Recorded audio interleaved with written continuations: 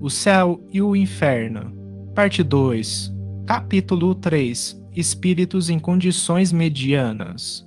Espíritos participantes: Joseph Bray, Senhora Helene Michel, o Marquês de São Paulo, Senhor Cardon, médico, e Stanislas, Ana Belleville. Joseph Bray, falecido em 1840 e evocado em Bordeaux por sua neta em 1862. O homem honesto segundo Deus ou segundo os homens. Caro avô, podeis dizer-me como vos encontrais no mundo dos espíritos, dando-me quaisquer pormenores úteis ao nosso progresso. Exposta, tudo o que quiseres, querida filha.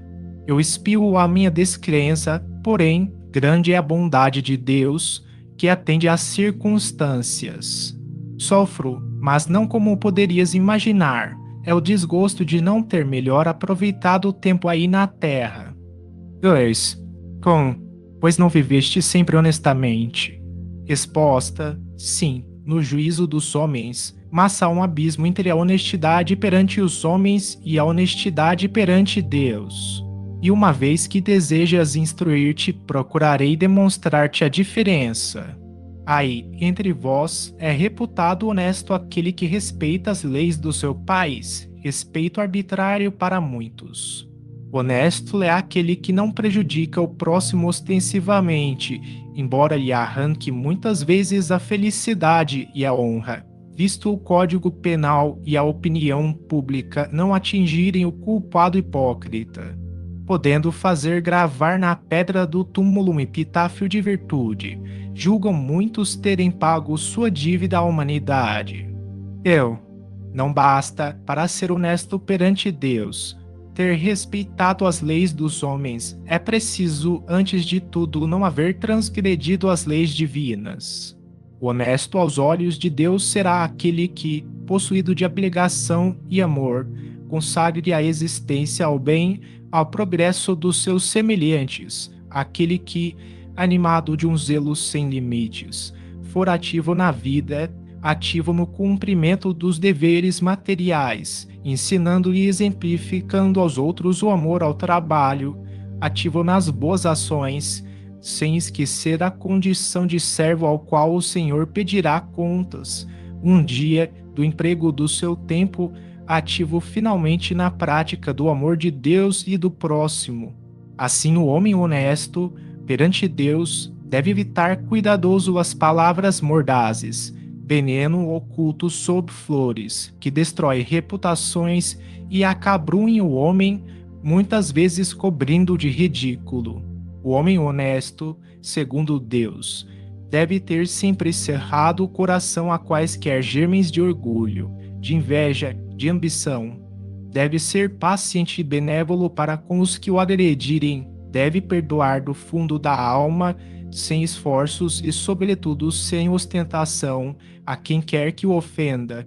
Deve, enfim, praticar o preceito conciso e grandioso que se resume no amor de Deus sobre todas as coisas e do próximo como a si mesmo. Eis aí, querida filha, aproximadamente o que deve ser o homem honesto perante Deus. Pois bem, tê-lo eu sido? Não. Confesso sem corar que faltei a muitos desses deveres, que não tive a atividade necessária, que o esquecimento de Deus impeliu-me a outras faltas, as quais, por não serem passíveis às leis humanas, nem por isso deixam de ser atentatórias à lei de Deus. Compreendendo-o, muito sofri, e assim é que hoje espero mais consolado a misericórdia desse Deus de bondade, que perscruta o meu arrependimento. Transmite, cara filha, repete tudo o que aí fica quantos tiverem a consciência onerada, para que reparem suas faltas à força de boas obras, a fim de que a misericórdia de Deus se estenda por sobre eles. Seus olhos paternais lhes calcularão as provações. Sua mão potente lhes apagará as faltas. Senhora Helene Michel, jovem de 25 anos, falecida subitamente no lar, sem sofrimentos, sem causa previamente conhecida. rica e um tanto frívola, a leviandade de caráter predispunha mais para as futilidades da vida do que para as coisas sérias. Não obstante, possuía um coração bondoso e era dócil, afetuosa e caritativa. Evocada 3 dias após a morte por pessoas conhecidas, exprimia-se assim: Não sei onde estou, que turbação me cerca. Chamaste-me e eu vim. Não compreendo porque não estou em minha casa, lamentam a minha ausência quando presente estou, sem poder fazer-me reconhecida. Meu corpo não mais me pertence, e no entanto lhe sinto algidez. Quero deixá-lo e mais ali me prendo, sempre. Sou como que duas personalidades. Quando chegarei a compreender o que comigo se passa, é necessário que vá lá ainda meu outro eu, que isso sucederá na minha ausência? Adeus. Sentimento da dualidade que não está ainda destruído por uma completa separação é aqui evidente. Caráter volúvel, permitindo-lhe a posição e a fortuna a satisfação de todos os caprichos, deveria igualmente favorecer as tendências de leviandade. Não admira, pois, tenha sido lento o seu desprendimento a ponto de 3 dias após a morte sentir-se ainda ligada ao invólucro corporal. Mas como não possuísse vícios sérios e fosse de boa índole, essa situação nada tinha de penosa e não deveria prolongar-se por muito tempo. Evocada novamente depois de alguns dias, as suas ideias estavam já muito modificadas. Eis o que disse: Obrigada por haverdes orado por mim. Reconheço a bondade de Deus, que me subtraiu aos sofrimentos e apreensões consequentes ao desligamento do meu espírito. A minha pobre mãe será dificílimo resignar-se, entretanto será confortada, e o que a seus olhos constitui sensível desgraça era fatal e indispensável para que as coisas do céu se lhe tornassem no que devem ser, tudo. Estarei ao seu lado até o fim da sua aprovação terrestre, ajudando-a a suportá-la. Não sou infeliz, porém, muito tenho ainda a fazer para aproximar-me da situação dos bem-aventurados. Pedirei a Deus me conceda voltar a essa terra para a reparação do tempo que aí perdi nesta última existência. A fé vos ampare, meus amigos, confiai na eficácia da prece, mormente quando partida do coração. Deus é bom. Pergunta: levastes muito tempo a reconhecer-vos. Resposta: compreendi a morte no mesmo dia que por mim orastes. Pergunta: era doloroso o estado de perturbação? Resposta: não. Eu não sofria, acreditava sonhar e aguardava o despertar. Minha vida não foi isenta de dores, mas todo ser encarnado nesse mundo deve sofrer. Resignando-me à vontade de Deus, a minha resignação foi por ele levada em conta. Grata vos sou pelas preces que me auxiliaram no reconhecimento de mim mesma. Obrigada, voltarei sempre com prazer. Adeus. Helene. O Marquês de São Paulo, falecido em 1860 e evocado a pedido de uma sua irmã, consoror da Sociedade de Paris, em 16 de maio de 1861. 1. Evocação. Resposta: eis-me aqui. 2.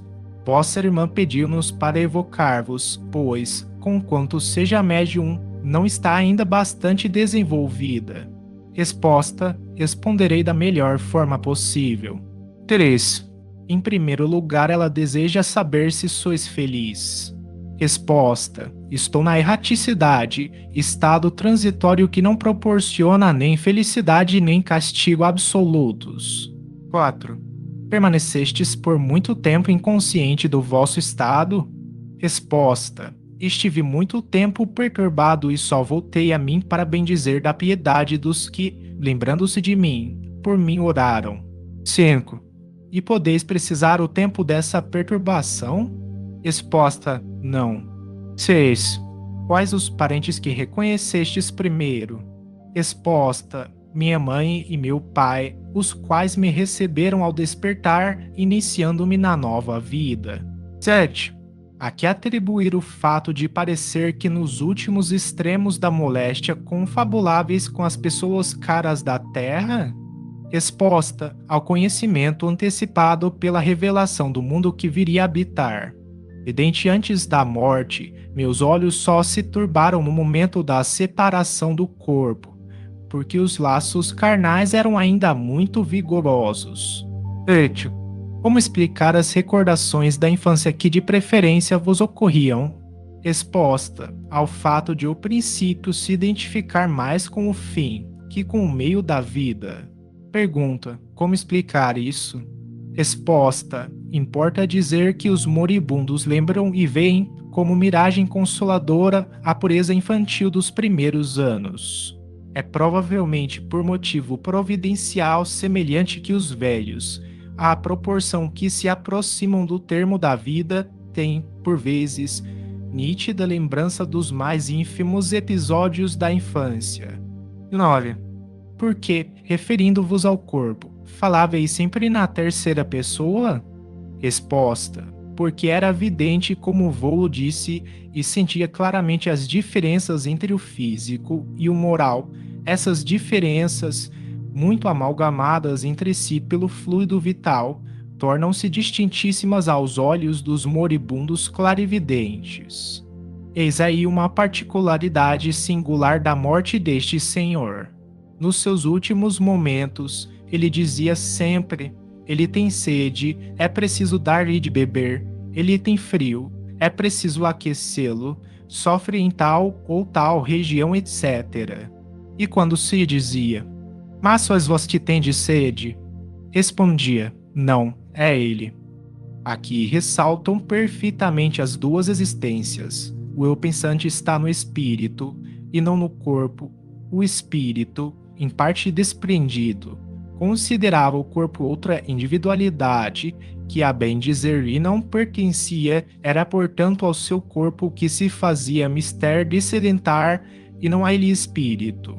Este fenômeno é notado também em alguns sonâmbulos. O que disseste sobre a erraticidade do vosso espírito e sua respectiva perturbação levaria a duvidar da vossa felicidade, ao contrário do que se poderia inferir das vossas qualidades. Ademais, há espíritos errantes felizes e infelizes. Resposta: estou num estado transitório, aqui as virtudes humanas passam a ter seu justo valor. Certo, este estado é 1000 vezes preferível ao da minha encarnação terrestre, mas porque alimentei sempre aspirações ao verdadeiramente bom e belo, minha alma não ficará satisfeita senão quando se alçar aos pés do Criador. Senhor Cardon, médico, passara uma parte da sua vida na marinha mercante, como médico de navio baleeiro, adquirindo em tal ambiente ideias um tanto materialistas. Recolhido à cidade de Jota, exerceu aí a modesta profissão de médico da roça.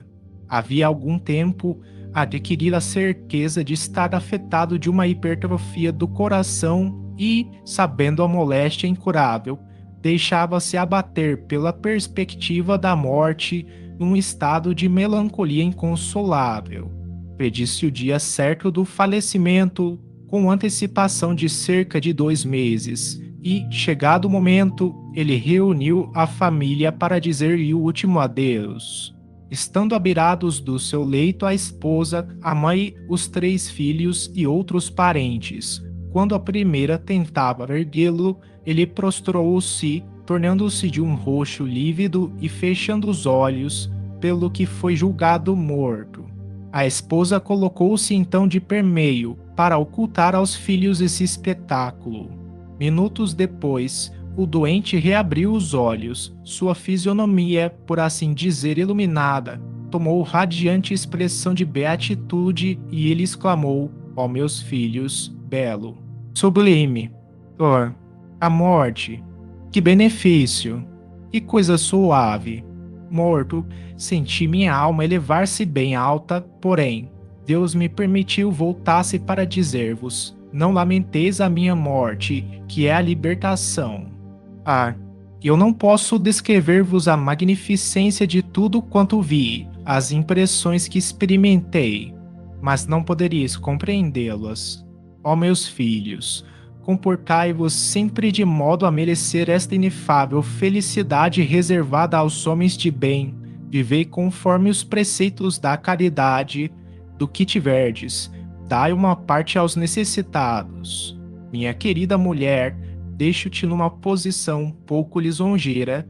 Temos dívidas a receber, mas eu te conjuro a não atormentares os nossos devedores. Se estiverem em apuros, espera que possam pagar, e aos que não puderem fazer, perdoa-lhes. Deus te recompensará. Tu, meu filho, trabalha para manteres tua mãe, se honesto sempre e guarda-te de fazer algo que possa manchar a nossa família. Toma esta cruz, herança de minha mãe, não a deixes nunca, e oxalá te recorde ela sempre os meus derradeiros conselhos. Meus filhos, ajudai-vos, apoiai-vos mutuamente para que a boa harmonia reine entre vós. Não sejais vaidosos nem orgulhosos. Perdoai aos vossos inimigos se quiserdes que Deus vos perdoe. Depois, fazendo-os chegar a si, tomou-lhes as mãos, acrescentando: Filhos, eu vos abençoo. E seus olhos cerraram-se, desta vez para sempre. Seu rosto, porém, conservou uma expressão tão imponente que, até o momento de ser amortalhado, numerosa turba veio contemplá-lo, tomada de admiração. Tendo-nos um amigo da família fornecido estes pormenores assaz interessantes, lembramo-nos que a evocação podia tornar-se instrutiva a todos nós e útil ao próprio espírito. 1. Evocação. Resposta: estou perto de vós. 2. Relataram-nos as circunstâncias em que se deu a vossa passagem e ficamos cheios de admiração. Quereis ter a bondade de nos descrever ainda mais minuciosamente o que vistes no intervalo do que poderíamos denominar as vossas duas mortes. Resposta: o que vi. E poderíeis compreendê-lo? Não sei, visto como não encontraria expressões apropriadas à compreensão do que pude ver durante os instantes em que me foi possível deixar o envoltório mortal. 3. E sabeis em que lugar estivestes? Seria longe da Terra, em outro planeta ou no espaço? Resposta: o espírito não mede distâncias, nem isso conhece o valor como a vós acontece. Arrebatado por não sei que agente maravilhoso, eu vi os esplendores de um céu, desses que só em sonho podemos imaginar. Esse percurso, através do infinito, fazia-se com celeridade tal que eu não pude precisar os instantes nele empregados pelo meu espírito. 4. E fruís atualmente a felicidade que entrevistes? Resposta: não. Bem desejaria poder fruí-la, mas Deus não deveria recompensar-me de tal maneira. Revoltei-me muitas vezes contra os pensamentos abençoados que o coração meditava e a morte parecia-me uma injustiça. Médico incrédulo, eu havia assimilado na arte de curar uma aversão profunda à segunda natureza, que é o nosso impulso inteligente, divino. Para mim, a imortalidade da alma não passava de ficção própria para seduzir as naturezas pouco instruídas, embora o nada me espantasse, maldizendo o misterioso agente que atua perenemente. A filosofia desviara-me, sem que eu desse por isto, da compreensão da grandeza do Eterno, que sabe distribuir a dor e a alegria para ensino da humanidade. 5. Logo após o definitivo desprendimento, reconhecestes o vosso estado? Resposta: não. Eu só me reconheci durante a transição que o meu espírito experimentou para percorrer a etérea região. Isto, porém, não ocorreu imediatamente, sendo-me precisos alguns dias para o meu despertar. Deus concedera-me uma graça, em razão do que vos vou explicar. A minha primitiva descrença não mais existia, tornara-me crente antes da morte, depois de haver cientificamente sondado a matéria grave que me atormentava, de não haver encontrado ao fim das razões terrestres senão a razão divina, que me inspirou e consolou, dando-me coragem mais forte que a dor. Assim, bendizia o que amaldiçoara, encarava a morte como uma libertação. A ideia de Deus é grande como o mundo. Que supremo consolo na prece que nos enternece e comove. Ela é o elemento mais positivo da nossa natureza imaterial.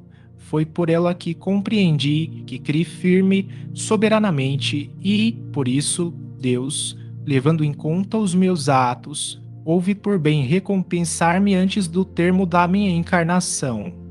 6. Poder-se-ia dizer que estivestes morto nessa primeira crise?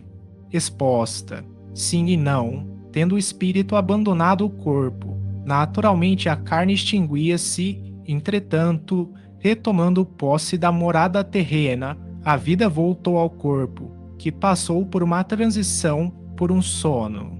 7. E sentis então os laços que vos prendiam ao corpo?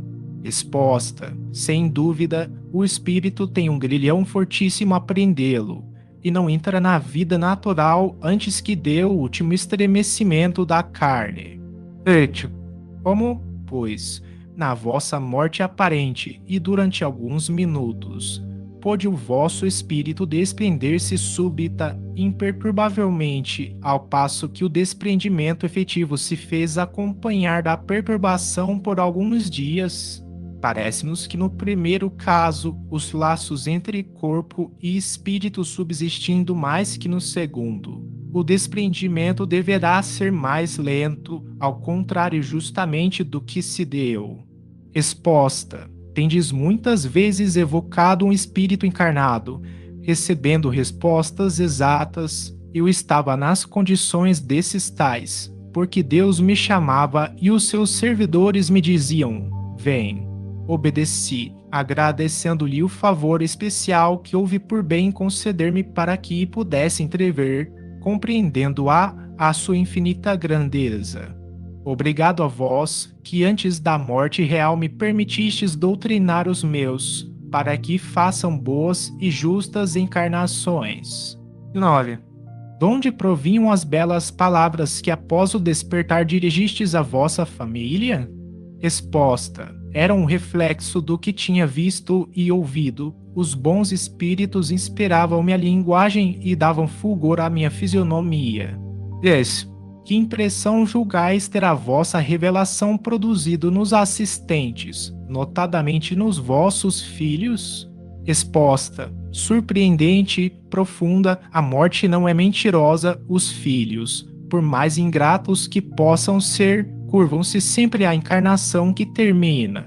Se pudéssemos penetrar o coração dos filhos, junto de um túmulo entreaberto, vê-lo-íamos apenas palpitar de sentimentos verdadeiros, sinceros, tocados pela mão secreta dos espíritos, que dizem em todos os pensamentos: tremei se duvidais, a morte é a reparação, a justiça de Deus, e eu vos asseguro, em que pese aos incrédulos, que a minha família e os amigos creram nas palavras por mim pronunciadas antes da morte.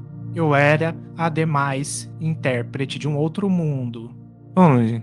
Dizendo não gozardes da felicidade entrevista, pode inferir-se que sejais infeliz? Exposta. Não, uma vez que me tornei crente antes da morte, e isto de coração e consciência. A dor acabrunha nesse mundo, mas fortalece sob o ponto de vista do futuro espiritual. Notai que Deus teve em conta as minhas preces e a crença nele depositada em absoluto. Estou firme no caminho da perfeição e chegarei ao fim que me foi permitido lobrigar. Orai, meus amigos, por este mundo invisível que preside aos vossos destinos. Esta permuta fraternal é de caridade, é a alavanca que põe em comunhão os espíritos de todos os mundos. 12. Acaso quererias dirigir algumas palavras à vossa mulher e filhos? Exposta. Peço a todos os meus que acreditem no Deus poderoso, justo, imutável, a prece que consola e alivia, a caridade que é a mais pura prática da encarnação humana, Peço-lhes que se lembrem que do pouco também se pode dar, pois o óbolo do pobre é o mais meritório aos olhos de Deus. Esse Deus que sabe que muito dá a um pobre, mesmo que dê pouco. O rico precisa dar muito, e repetidamente, para merecer outro tanto. O futuro é a caridade, a benevolência em todos os atos, é considerar que todos os espíritos são irmãos, sem se preocupar jamais com as mil pueris vaidades da terra. Tereis rudes provações, querida, amada família, aceitai-as, porém, corajosamente, lembrando-vos de que Deus as vê. Repeti a miúde esta prece: Deus de amor e bondade, que tudo faculta e sempre dá-nos força superior a todas as vicissitudes, torna-nos bons, humildes e caridosos, pequenos pela fortuna e grandes de coração. Permite seja espírito nosso espírito na terra, a fim de melhor te compreendermos e te amarmos. Seja teu nome emblema de liberdade, ó meu Deus, o consolador de todos os oprimidos, de todos os que necessitam de amar, perdoar e crer.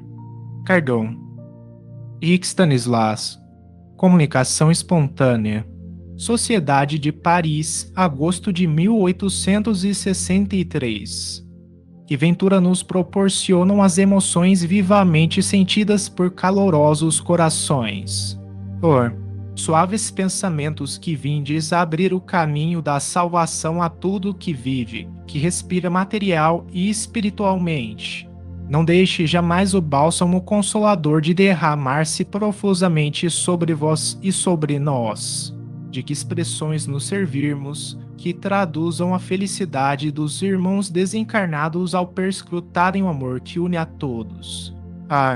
Irmãos, quanto bem por toda parte, que de sentimentos suaves, elevados e simples como vós, como a vossa doutrina, sois chamados a implantar ao longo da estrada a percorrer, mas também quanto vos será outorgado antes mesmo de terdes adquirido direitos.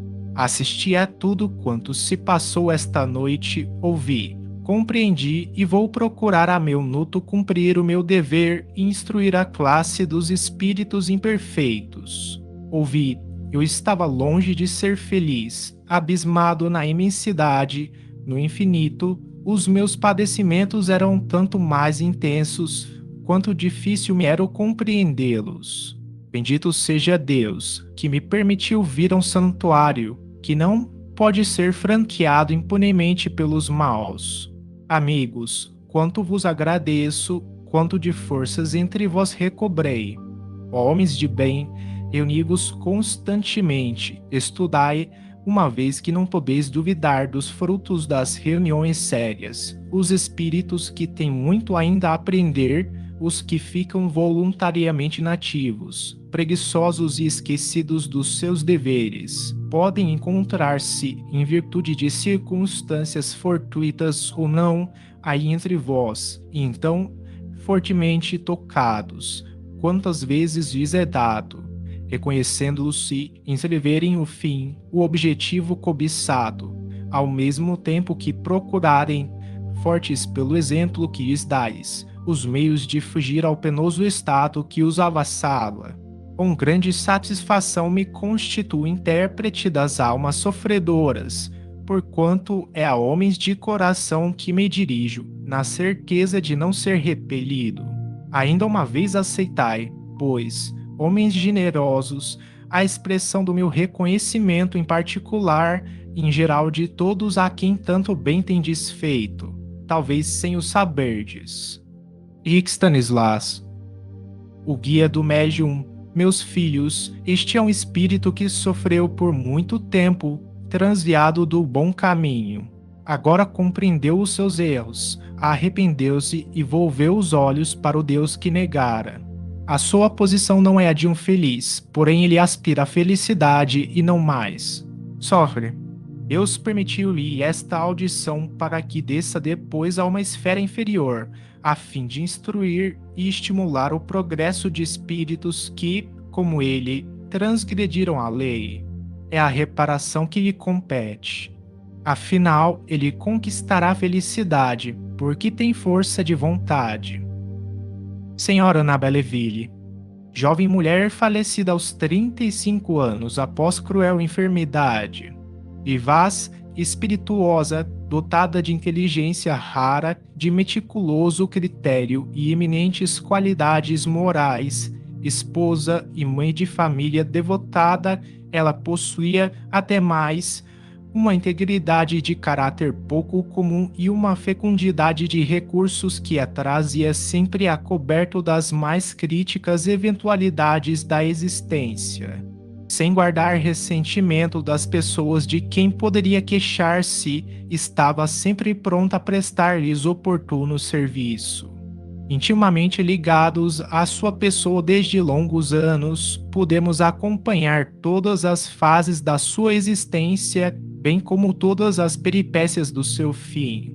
Proveio de um acidente à moléstia que havia de levá-la, depois de a reter 3 anos de cama, presa dos mais cruéis sofrimentos, aliás, suportados até o fim com uma coragem heróica, e a despeito dos quais a graça natural do seu espírito jamais a abandonou. Ela acreditava firmemente na existência da alma e na vida futura, mas pouco se preocupava com isso. Todos os seus pensamentos se relacionavam com o presente, que muito lhe importava, posto não tivesse medo da morte e fosse indiferente aos gozos materiais. A sua vida era simples e sem sacrifício abria mão do que não podia obter, mas possuía inato o sentimento do bem e do belo, que apreciava até nas coisas mínimas. Queria viver menos para si que para os filhos, avaliando a falta que lhes faria, e era isso que aprendia a vida. Conhecia o espiritismo sem o ter estudado a fundo. Interessava-se por ele, mas nunca pôde fixar as ideias sobre o futuro. Este era para ela uma realidade, mas não lhe deixava no espírito uma impressão profunda. O que praticava de bom era o resultado de um impulso natural, espontâneo, sem ideia de recompensas ou de penas futuras. De há muito era desesperador o seu estado e iminente o desenlace, circunstância que ela própria não ignorava. Um dia, achando-se ausente o marido, sentiu-se desfalecer e compreendeu que a hora era chegada, embaciando-se à vista, a perturbação a invadia, sentindo todas as angústias da separação. Custava-lhe, contudo, a morte antes da volta do esposo. Fazendo supremo esforço sobre si mesma, murmurou: não quero morrer. Então sentiu renascer-lhe a vida e recobrou o uso pleno das suas faculdades. Quando o marido chegou, disse: eu ia morrer, mas quis aguardar a tua vinda, por isso que tinha algumas recomendações a fazer-te. Assim se prolongou a luta entre a vida e a morte por 3 meses ainda, tempo que mais não foi que dolorosa agonia. Evocação no dia seguinte ao da morte. Meus bons amigos, obrigada pelo interesse que vos mereço, ademais, fostes para mim como bons parentes. Pois bem, regozijai-vos porque sou feliz. Confortai meu pobre marido e velai por meus filhos. Eu segui logo para junto deles, depois que desencarnei. Pergunta: podemos supor que a vossa perturbação não foi longa, uma vez que nos respondeis com lucidez. Resposta: meus amigos, eu sofri tanto e vós bem sabeis que sofria com resignação.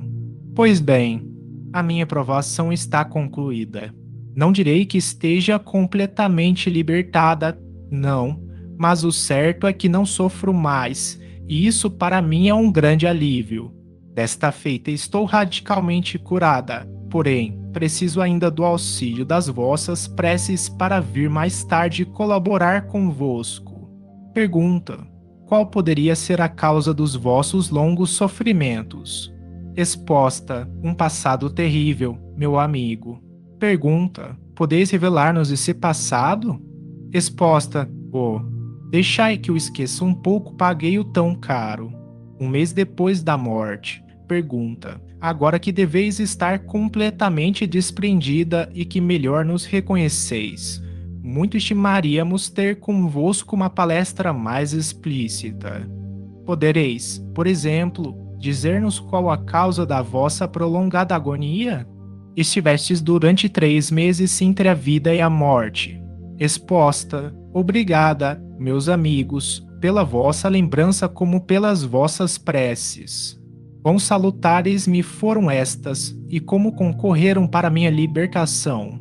Tenho ainda necessidade de ser confortada, continuai a orar por mim. Vós compreendeis o valor da prece. As que dizeis não são de modo algum fórmulas banais, como as murmuradas por tantos outros que lhes não medem o alcance, o fruto de uma boa prece.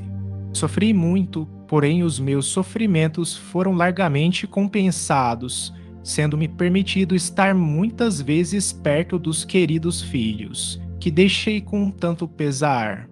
Prolonguei por mim mesmo esses sofrimentos, o desejo ardente de viver por amor dos filhos, fazia com que me agarrasse de alguma sorte à matéria e, ao contrário dos outros, eu não queria abandonar o desgraçado corpo com o qual era forçoso romper, se bem que ele fosse para mim um instrumento de tantas torturas. Eis aí a razão da minha longa agonia. Quanto à moléstia e aos padecimentos decorrentes, eram expiação do passado, uma dívida a mais que paguei. Ah, meus bons amigos, se eu vos tivesse ouvido, quanta mudança na minha vida atual, que alívio experimentaria nos últimos momentos, e quão fácil teria sido a separação se em vez de a contrariar eu me tivesse abandonado confiadamente à vontade de Deus, à corrente que me arrastava. Mas, em lugar de volver os olhos ao futuro que me aguardava, eu apenas via o presente que ia deixar. Quando houver de voltar à terra, serei espírita, vou-lo afirmo. Que ciência sublime! Assisto constantemente às vossas reuniões e aos conselhos que vos são transmitidos. Se eu, quando na terra, pudesse compreendê-los, os meus sofrimentos teriam sido atenuados. A ocasião não tinha chegado. Hoje compreendo a bondade e a justiça de Deus, conquanto me não encontre suficientemente adiantada para despreocupar-me das coisas da vida. Meus filhos principalmente me atraem, não mais para animá-los, porém para velar por eles, inculcando-lhes o caminho que o Espiritismo traça neste momento. Sim, meus bons amigos, eu tenho ainda graves preocupações, entre as quais avulta aquela da qual depende o futuro dos meus filhos.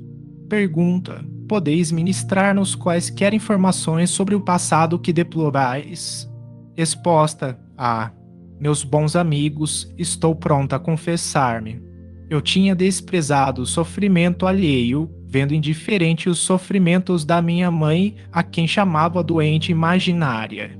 Por não vê-la de cama, supunha que não sofresse e zombava dos seus queixumes.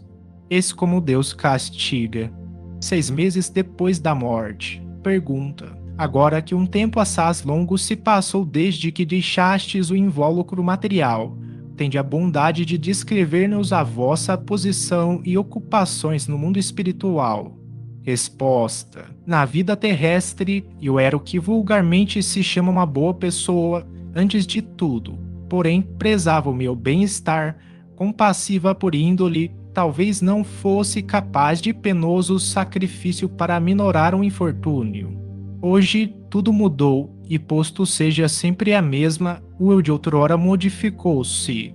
Bem com a modificação, e vejo que não há nem categorias nem condições além do mérito pessoal no mundo dos invisíveis, onde um pobre caridoso e bom se sobreleva ao rico que humilhava com a sua esmola.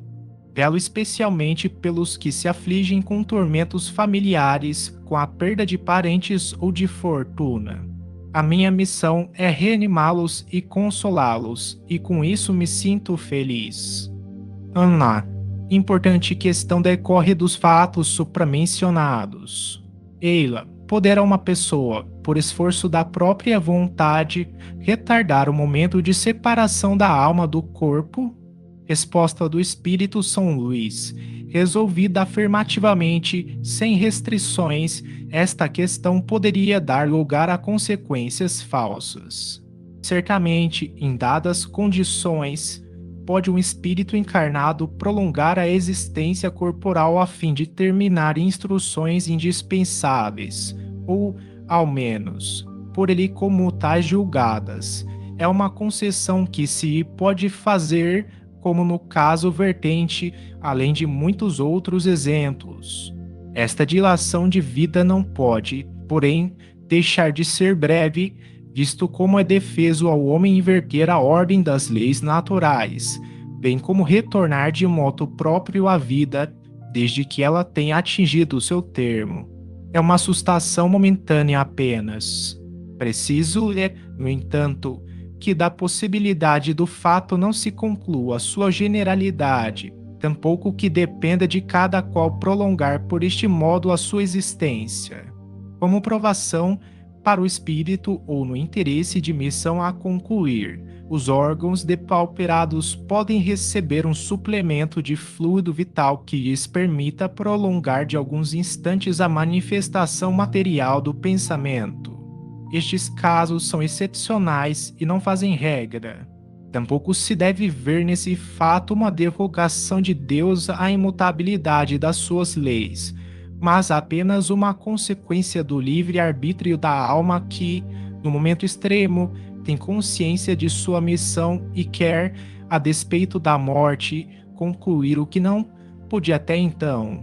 Às vezes pode ser também uma espécie de castigo infligido ao espírito duvidoso do futuro, esse prolongamento de vitalidade com o qual tem necessariamente de sofrer. São Luís.